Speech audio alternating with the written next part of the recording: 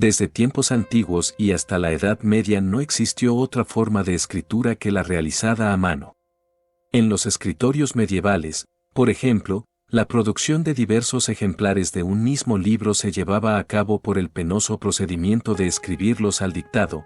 El resultado eran obras primorosas, pero escasas en número, de alto coste y de muy limitada difusión, solo al alcance de una élite alfabetizada.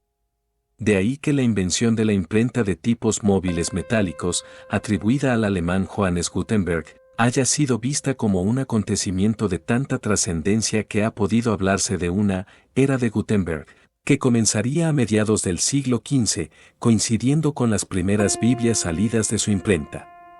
A partir de entonces fue posible producir miles de copias de una obra a bajo costo, en pocas décadas. La rápida propagación de esta tecnología y la apertura de multitud de talleres convirtió al medio impreso en un formidable vehículo de transmisión de ideas y conocimientos que acabaría revolucionando todos los ámbitos de la cultura. Antes de continuar con la vida y obra de este importantísimo personaje para el desarrollo de la humanidad, no te olvides de suscribirte al canal y compartirlo. Además de dejar tus comentarios, nos encanta leerlos y seguir aprendiendo de las aportaciones de todos. Ahora sí, continuemos con la biografía. Johannes Gutenberg, de nombre verdadero Johannes Hans Fleisch zur Lahden, era hijo de un patricio de Maguncia, orfebre de profesión y director de la Casa de la Moneda de esta ciudad. Su padre había contraído segundas nupcias con Auswels, de extracción burguesa, cuya familia aportó como dote una mansión llamada Zum Gutenberg, en la cual nacería el célebre impresor entre 1394 y 1399. En el hogar familiar, el joven Johannes fue tempranamente iniciado en el arte de la orfebrería y en las técnicas de acuñación de monedas. Además de su progenitor, muchos de sus parientes trabajaban en estos oficios. Y es posible que allí se le presentara la oportunidad de grabar punzones y de asistir a la fabricación de los moldes de arena que empleaban los fundidores. Así transcurrieron los primeros 30 años de su vida hasta 1428, cuando Maguncia, como tantas otras ciudades renanas, empezaba a sufrir las terribles consecuencias de una violenta agitación social y política entre comunidades enfrentadas, al imponerse el partido de los gremialistas al de los patricios, al cual pertenecía Gutenberg. Este tuvo que huir de su ciudad natal. Nada se sabe de él durante los 4 años siguientes. Sin embargo, los archivos de la ciudad de Estrasburgo confirman su presencia allí a partir de 1434. Algunos de estos documentos son reconocimientos de deudas contraídas, una constante de su vida. Existe también una denuncia formal, por ruptura de promesa matrimonial, presentada contra él por una tal Emmeline Suder y Serintur. Gutenberg residió en las afueras de la ciudad, en el suburbio de Saint-Arbogast, cerca del convento del mismo nombre, a las orillas del Lille. En Estrasburgo, Gutenberg se asoció con 3 acaudalados ciudadanos, Hans Schriffe, Andreas Dresen y Andreas Eilmann, en actividades relacionadas con el tallado de gemas y el pulimiento de espejos, oficios que Gutenberg se comprometía a enseñar y ejercer a cambio de dinero. Sin embargo, la mayor parte del tiempo lo invertía en un proyecto que procuraba mantener totalmente en secreto. Pretendía de ese modo protegerse contra eventuales imitadores capaces de apropiarse del fruto de sus esfuerzos. Descubierto, no obstante, por sus socios, estos insistieron en participar en aquel misterioso asunto que el inventor llevaba entre manos. Gutenberg accedió de buena gana, ya que precisaba dinero, y en 1438 se firmó un contrato en el cual se estipulaba, entre otras cosas, que los 3 recién incorporados deberían abonar la cantidad de 125 florines. La muerte repentina de uno de ellos, Andreas Dresen, en la Navidad de aquel mismo año, llevó a los hermanos del fallecido a exigir entrar en la sociedad o bien recibir una compensación económica. Sin embargo, en los términos del contrato no se contemplaba dicha eventualidad y Gutenberg se negó a tal pretensión. El caso fue llevado ante los tribunales en 1439 y estos fallaron en contra de los herederos. El proceso de Estrasburgo sirvió al menos para arrojar algo de luz sobre la naturaleza del proyecto. Oficialmente, Gutenberg solo tenía que ocuparse de las labores propias de los orfebres, pero las declaraciones de los testigos hacían alusión, en no pocas ocasiones, a la extraña actividad febril que reinaba en el taller del demandado. Se trabajaba allí a todas horas, de noche y de día. ¿En qué se trabajaba? Los testimonios hablan de adquisiciones de plomo, de una prensa, de moldes de fundición, en términos muy vagos e imprecisos, pero todos los objetos citados resultan familiares para los impresores. Cuanto más se profundiza en el nacimiento de la imprenta tipográfica, mejor se comprende la importancia de los trabajos de Gutenberg en Estrasburgo, que debieron de venir marcados por arduas investigaciones, no solo sobre los principios del invento, que ya estaban establecidos, sino también, y sobre todo, por una larga serie de posibles soluciones técnicas, obtenidas sin duda después de efectuar gran número de pruebas con éxitos y fracasos alternados, pero acompañadas de la obstinación de un hombre totalmente convencido de alcanzar el resultado esperado. Los testimonios de numerosas personas llamadas a declarar durante el proceso de Gutenberg, en efecto, dan fe de su tenacidad.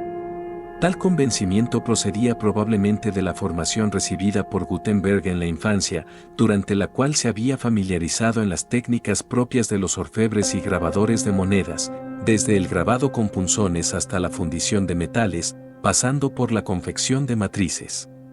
Y es muy probable que allí, en Estrasburgo, Gutenberg empezara a realizar lo que constituye la originalidad de su obra, la producción de caracteres móviles metálicos. Johannes Gutenberg permaneció en Estrasburgo al menos hasta 1444, así lo confirma su inscripción, aquel mismo año, en una lista de hombres útiles para defender la ciudad contra las tropas del conde de Armagnac. Después de esta fecha se pierde su paradero para reencontrarlo 4 años más tarde en Maguncia, a donde había acudido en busca de dinero entre los prestamistas de la ciudad. Su arte como impresor había alcanzado el refinamiento suficiente como para seducir a Johann Fust, un acaudalado burgués, y obtener de él, en 1450, la suma de 800 florines, cantidad que equivalía a 10 años de salario del síndico municipal. Fust se limitó a aceptar las herramientas y utensilios de Gutenberg como garantía, pero 2 años más tarde, en 1452, se convirtió en su socio a raíz de un nuevo préstamo. El negocio montado por ambos se llamaba Das Werk der Bücher y constituyó, de hecho, la primera imprenta tipográfica en sentido moderno. Allí el principal colaborador de Gutenberg era Peter Schoeffer, un calígrafo de gran talento que había estudiado en París. Pero como los trabajos en el taller se llevaban a cabo a un ritmo parsimonioso y Fust contaba con la pronta rentabilización de sus inversiones, comenzó a impacientarse y a requerir de Gutenberg mayor presteza en la comercialización de las obras. Este último, como tantos otros creadores, prefería la perfección a la realización precipitada, y por ello surgieron las primeras desavenencias entre los dos asociados. En 1455, muy probablemente, fue completada la primera obra maestra del nuevo arte, la célebre Biblia, de 42 líneas, así llamada por ser este el número más frecuente de líneas por columna en cada una de sus 1280 páginas. Era la versión latina de las escrituras de San Jerónimo. Se necesitaron fundir casi 5 millones de tipos, editándose 120 ejemplares en papel y 20 en pergamino, de los que se conservan 33 y 13, respectivamente. A pesar del éxito obtenido por la publicación, Fust interpuso, aquel mismo año, una demanda judicial contra Gutenberg, acusándolo de no haber respetado sus compromisos financieros. El infortunado inventor fue condenado a pagar a su acreedor 2.026 florines, cantidad que incluía todo el capital prestado junto con los intereses devengados. Perdió además su taller y, al parecer, la mayor parte de su material, del que se apoderó Fust. Johann Fust se asoció con Peter Schoeffer, cuyas declaraciones contra el demandado habían condicionado en gran medida el resultado de la sentencia, el cual se casó más tarde con una de las hijas de Fust. Los nuevos amos de la imprenta publicaron en 1457 el Salterio Mansor Psalterium, era el primer libro que llevaba el nombre del editor. La composición de esta bellísima obra debió de precisar varios años de trabajo y es verosímil que comenzara bajo la dirección de Gutenberg. Tras perder su pleito con Fust, la existencia del célebre impresor conoció unos años amargos. Arruinado, se vio acosado por sus acreedores, algunos de los cuales le llevaron de nuevo ante los tribunales, y acabó por refugiarse en la comunidad de religiosos de la Fundación de San Víctor. Más tarde, contó con la ayuda desinteresada de un tal Conrad Humery, funcionario del Ayuntamiento de Maguncia, que le proporcionó material para montar un pequeño taller tipográfico. Se especula que allí imprimió varias obras menores, entre ellas la traducción al alemán de una bula papal contra los turcos y un calendario médico en latín. Una Biblia, de 36 líneas, habitualmente atribuida a su labor parece más bien, según otros testimonios y características, obra de Schoeffer. A partir de 1465, Gutenberg comenzó a gozar de cierta seguridad económica gracias al mecenazgo del arzobispo elector de Maguncia, Adolfo II de Nassau. Le hizo miembro de la corte real, le eximió de pagar impuestos y le concedió una pensión anual de grano, vestido y vino.